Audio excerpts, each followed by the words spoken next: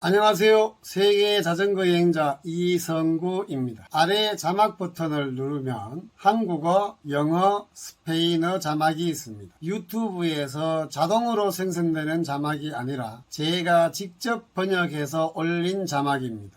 잘 사용하시기를 바랍니다. 오늘은 앞서 예고한 바와 같이 자전거 여행을 혼자 하고 오지 숲속에서 혼자 캠핑 생활을 하면은 외롭거나 심심하지 않냐라는 질문에 대한 답입니다. 결론부터 말씀드리면 저는 지금까지 단 한 번도 외롭다거나 심심했던 적은 한 번도 없습니다. 그것도 잠시 한 달이나 또는 2, 3주 여행한 것이 아니라 짧게는 3개월, 길게는 9개월 장기간 해외 자전거 여행을 다님에도 불구하고 외로움을 느끼지 않는 것은 조금 특이하죠.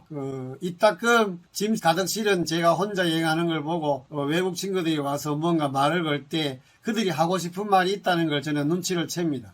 그래서 제가 먼저 I'm crazy, 나 또라이야 라고 말하면 대부분 사람들이 웃으면서 안 그래도 내가 그 말 하고 싶었는데 네가 해주니 너는 진짜 또라이 같아 라고 말하면서 함께 웃습니다. 맞습니다. 저는 제가 생각해도 약간 유별난 인간인 게 분명합니다. 사실 저도 젊었을 적에 친구가 좀 많았습니다. 제가 결혼식을 할 때 제 친구만 70명이 왔으니까 핵인사였죠. 그런데 세월이 흐르다 보니 지금은 그렇게 친구가 많지는 않습니다. 그런데 제가 이렇게 혼자 여행하게 된 동기가 있습니다. 학교 교사 생활을 그만두고 학원가에 나와서 강사로 일하고 또는 학원 운영을 했기 때문에 친구들과 생활 시간이 서로 맞지 않았습니다. 그러니까 주로 야간에 만나거나 주말에 만나는데 학원은 주로 야간에 바쁘고 주말에 더 바쁘기 때문에 그들과 만날 기회를 점점 갖지 못하게 된 이유도 있습니다. 그래서 점점 혼자 여행하는 것에 익숙해지고 만 것도 있습니다. 그리고 자전거 여행을 하다 보면 부부가 함께 자전거 여행하는 그런 커플들을 자주 만납니다. 그런데 솔직히 그들을 볼 때마다 많이 부럽습니다. 만약 저의 아내도 자전거 여행을 좋아한다면 함께 다니면 참 좋을 텐데 라는 생각입니다. 그런데 아내는 자전거를 타지도 못하고 캠핑 생활은 상상도 못합니다. 그림을 그리는 화가인데 하루 종일 정적으로 그림을 그리는 사람입니다. 그러나 저의 세계 자전거 여행을 적극 응원해 줍니다. 이따금 해외로 갈 때 용돈까지 챙겨주는 아주 아름다운 여인입니다. 그리고 두 딸은 이미 성장을 했고 독립을 했기 때문에 가족 여행도 이제는 힘들게 되었습니다. 그동안 친구와 여행도 해보고 가족과 여행을 한 적이 있습니다. 근데 그것은 짧은 시간은 가능합니다. 한 일주일이나 2주일 정도는. 그러나 3개월 또는 6개월, 9개월 이렇게 장기간 여행을 함께 하는 것은 매우 힘듭니다. 왜냐하면 저는 여행 경험이 많고 해서 제가 리더를 해야 되고 그렇게 가까운 친구나 또는 가족과 여행하면은 저는 봉사를 해야 되는 서비스 맨이 되고 맙니다. 그래서 조금은 힘든 상황이 되고 말았습니다. 그래서 결국은 혼자 그렇게 여행을 계속 할 것 같습니다.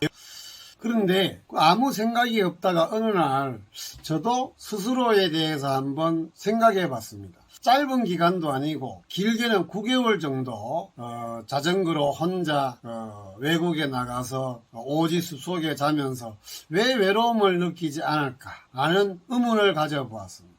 언젠가 제가 수상스키의 매력을 느껴서 3년간 수상스키를 열심히 배운 적이 있었습니다. 그때 어느 나이가 많으신 어른 한 분이 제게 나이가 드니까 세 가지가 갖추어지지 않으면 친구와의 우정도 유지되기가 굉장히 힘들다라는 말씀을 하더라고요. 그 세 가지는 첫 번째, 경제적 수준, 두 번째, 취미생활, 세 번째, 정치적 이념이나 종교적 이념 이런 등등의 가치관이 비슷해야 된다라고 말씀을 하시더라고요. 그때 제 나이는 40대 중반이라서 그런 것이 맞지 않아도 서로 우정을 유지하는 게 친구 아닌가라는 의문을 가졌지만 제가 60대 중반이 되고 나니 그분의 말씀이 그럴 수 있겠다라는 생각을 점차 하게 되었습니다. 여러분들, 나이가 들면 들수록 우리는 외로움에 익숙해져야 된다고 저는 생각합니다. 그런데 제가 이렇게 한국 사회에서 보면은 여자들과 남자들 중에 노년을 더 잘 보내는 지혜로운 것은 여자들입니다. 남자들은 회사 생활에 아주 열심히 하고 사업을 하다 바쁜 탓에 그런 것을 관리를 못하고 어느 날 문득 외로운 순간이 다가오지만 여자들은 주부 생활을 하고 혼자서 오랫동안 지냈기 때문에 혼자서 지내는 훈련을 아주 젊은 시절부터 열심히 해와서 그것에 익숙해져 있더라고요. 그리고 그 과정 속에서 많은 다른 지인들과의 교류를 함으로써 지혜롭게 노년을 보내고 있습니다. 2020년 우리 인류는 코로나라는 위기의 순간을 맞이합니다. 저 또한 2019년 멕시코, 콜롬비아, 에콰도르, 남미 지방을 여행하고 돌아왔는데 2020년 2월 코로나가 터지면서 저의 모든 남미 여행 계획은 중단되고 맙니다. 2020년 기억납니까? 그때 우리는 친구들마저도 만나지 못하는 사회적 환경이 되었죠. 그래서 저 또한 누구를 만날 수도 없고 이 방과 침대방만 왔다 갔다 하면서 외롭게 생활하였습니다. 근데 그때 저는 그 외로움을 극복할 수 있는 방법을 찾아냈습니다. 그게 바로 스페인어를 배우는 데 집중하였던 것입니다. 우리 생각해보면 어릴 적에 도서관에 갈 때 친구와 함께 가는 경우와 혼자 갈 경우에 어느 상황이 더 공부를 열심히 했을까요? 당연히 혼자 갔을 때입니다. 공부는 외롭게 하는 것입니다. 그래서 외로울 때 해야 되는 것이 바로 공부입니다. 저는 다음과 같이 한번 정리해 보겠습니다. 혼자 잘 지내는 방법. 첫 번째, 무언가를 배우려고 노력해라. 지금 65세인 제가 배우고 있는 것은 첫째, 스페인어. 그리고 최근에는 포르투갈어를 배우기 시작했습니다. 브라질 여행을 위해서입니다. 그리고 저는 스키를 14년 동안 배웠습니다. 그래서 지금 그 실력이 점차 늘고 있습니다. 그 다음에 이번 모로코 여행 때 그동안 배우기를 주저주저 하고 고민했던 서핑보드를 시작하게 되었습니다. 그리고 최근에 유튜버가 되기로 하고 이 영상을 찍는 기술, 그 다음에 유튜브 운영하는 방법, 그리고 어려운 베가스 프로라는 편집 프로그램을 지금 열심히 배워서 편집에 익숙해졌습니다. 그러니까 나이가 들수록 배울 수 있는 것들을 최대한 많이 가지면 혼자 지내는데 별로 어려움이 없어집니다. 그리고 두 번째, 훈련이 필요한 매니아 수준의 질이 높은 취미생활을 많이 가져야 합니다. 제 얘기를 조금 하면은 저는 우선 스포츠를 많이 배웠습니다. 어린 시절 축구를 별로 잘하지 못하는 탓에 운동과 거리가 매우 먼 사람이었는데요. 40살이 넘어서면서 저는 처음으로 인라인 스케이트를 접합니다. 그리고 그 매력에 푹 빠져서 거의 한 4, 5년 동안 인라인 스케이트를 열심히 탔습니다. 그리고 수영도 한 10몇 년 동안 배웠습니다. 그래서 지금도 해외에 나가서 수영장이 있는 장소에서는 수영 실력을 마음껏 발휘해서 저병을 멋지게 해서 사람들의 이목을 집중합니다. 부끄럽습니다.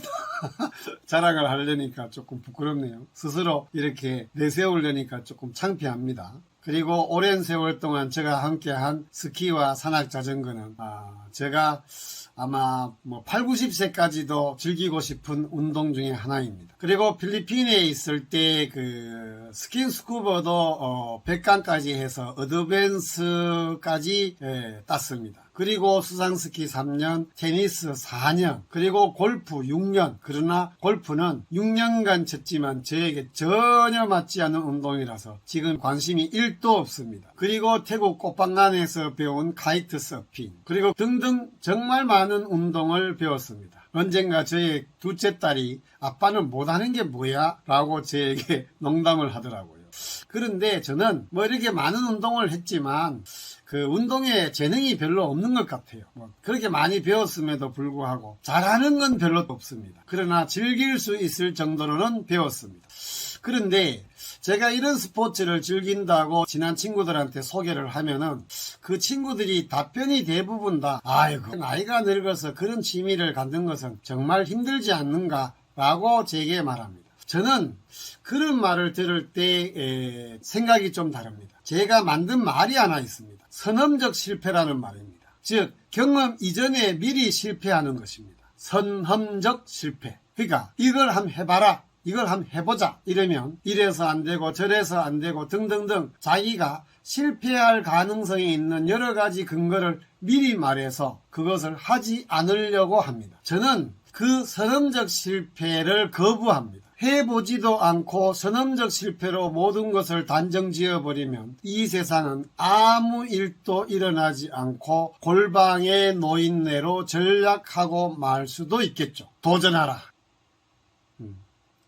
제가 좋아하는 문구가 하나 있습니다. I challenge, therefore I am. 나는 도전한다, 코로나는 존재한다, 이겁니다. 새로운 분야에 도전하고 새로운 것을 시도해보는 그런 열정과 호기심은 우리의 삶을 굳건하게 만드는 에너지원이라고 저는 생각합니다. 그런데 이렇게 동적인 취미만 많으면 안 되겠죠. 왜냐하면 우리가 매일 그렇게 동적인 생활을 할 수는 없지 않습니까? 그래서 동적인 생활과 동반해야 되는 것이 바로 정적인 취미 생활입니다. 그런데 그 정적인 취미 생활도 훈련이 필요한 그런 수준 높은 취미를 가져야 합니다.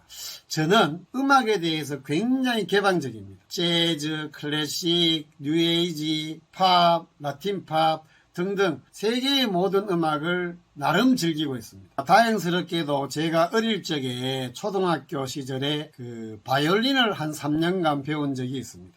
그런 연유로 인해서 저는 클래식 음악을 매우 좋아합니다.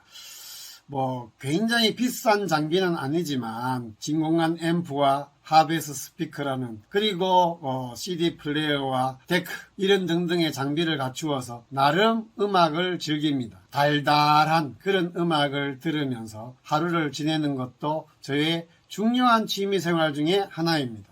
근데 사실 자전거 여행을 하다 보면 하루 종일 페달질을 하면은 매우 지루할 수도 있습니다. 그래서 제 자전거에는 항상 블루투스 스피커를 켜놓고 음악을 듣습니다. 그러다 보니 음악에 대해서 굉장히 익숙한 사람이 되었고 나름 세계의 여러 가지 종류의 음악을 많이 듣고 있습니다. 자, 이제 한번 우리 정리를 해보겠습니다. 나이가 들수록 그 외로움은 다가오기 마련이고 그것을 극복하는 방법은 크게 저는 두 가지 방법이 있다고 생각합니다.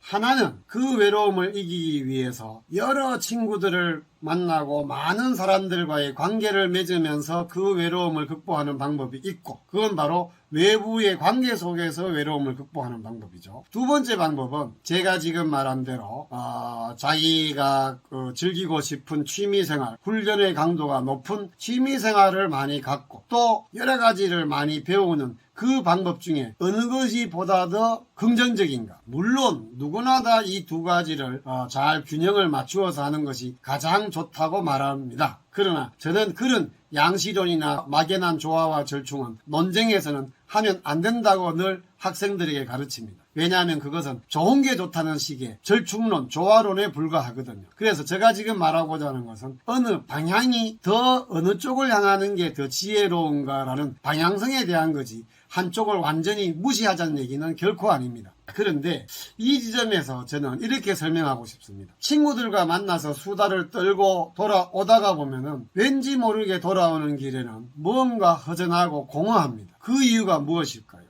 저희 아버님이 돌아가셨을 때 아버지와 굉장히 친했던 친구분이 아주 서럽게 우시면서 저보고 여보게 나이가 드니 친구가 하나 둘 떠나는 게 너무나 슬프네 라는 말씀을 제게 하더라고요. 그러니까 친구라는 관계는 이거는 변화할 수 있는 관계죠. 내가 변하는 것이 아니라 그들이 변할 수도 있고 또는 그들이 이 세상에서 사라질 수도 있잖아요. 물론 제가 먼저 사라질 수도 있겠죠. 그래서 친구와 관계 속에서의 외로움을 극복하는 방법은 자기를 다스리는 방법은 아닙니다. 그리고 제가 주장하는 그 외로움을 이겨내기 위한 방법 중에 새로운 것을 많이 배우고 그 다음에 강도 높은 훈련이 필요한 취미생활을 많이 갖는 것은 두 가지를 비교하면 중요한 차이점이 하나 있습니다. 바로 질적 향상입니다. 그래서 이 외국어를 배우고 무언가를 새로운 것을 배우고 강도 높은 훈련이 동반되는 취미생활을 계속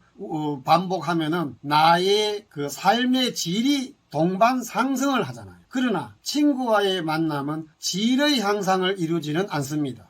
자, 이런 이유 때문에 저는 물론 친구와 만나서 외로움을 달래는 것도 하나의 방법이라는 것을 존중하지만 더 좋은 방법은 내 스스로 내적인 배우는 것들을 훈련하고 내가 즐길 수 있는 여러 가지들의 질을 향상시키는 방법이 보다 더 지혜로운 노후의 외로움을 이기는 방법이라고 생각합니다. 언젠가 어느 스님 한 분이 중심이 뚜렷하게 서 있는 사람은 혼자서도 외로움을 전혀 느끼지 않고 잘 논다라는 말씀을 하시더라고요. 그래서 그 말을 듣는 순간 저 친구 나를 제대로 아는구만 라고 미소를 지은 적이 있습니다. 자, 여러분들 혹시 제 이 영상에 조금이라도 공감을 느끼셨다면 여러분들도 여러분 스스로를 위한 어떤 그런 질 높은 취미생활과 또는 또 다른 새로운 어떤 세상을 배우는 그런 시간을 많이 가지시기를 저는 부탁드립니다. 이런 이유로 인해서 세계 자전거 여행자인 저는 9개월 동안 전혀 낯선 외국에 가서 혼자 생활해도 외로움을 느끼지 않습니다.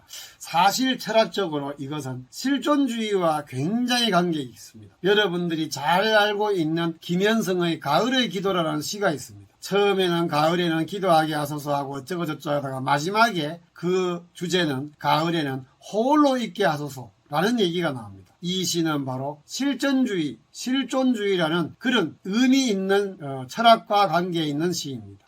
언젠가 제가 이것을 아주 깊이 있게, 물론 저는 철학 전공자가 아니라서 학술적으로 말은 못하지만 내 나름대로 정리한 실존주의를 영상으로 제작해보고 싶습니다. 그러나 그것은 짧은 시간에 이루어지는 것이 아니기 때문에 제가 어느 정도 유튜브로 자리를 잡고 난 뒤에 해야 할 일이라고 저는 지금 계획하고 있습니다. 자, 그러면 오늘은 자전거 여행과 캠핑 생활을 혼자 하는 이성구는 과연 외로운가? 그 외롭지 않을 수 있는 방법은 도대체 무엇인가를 한번 얘기해 보았습니다. 그럼 우리 다음 시간에 또 만나기를 기대하겠습니다. 안녕히 계십시오.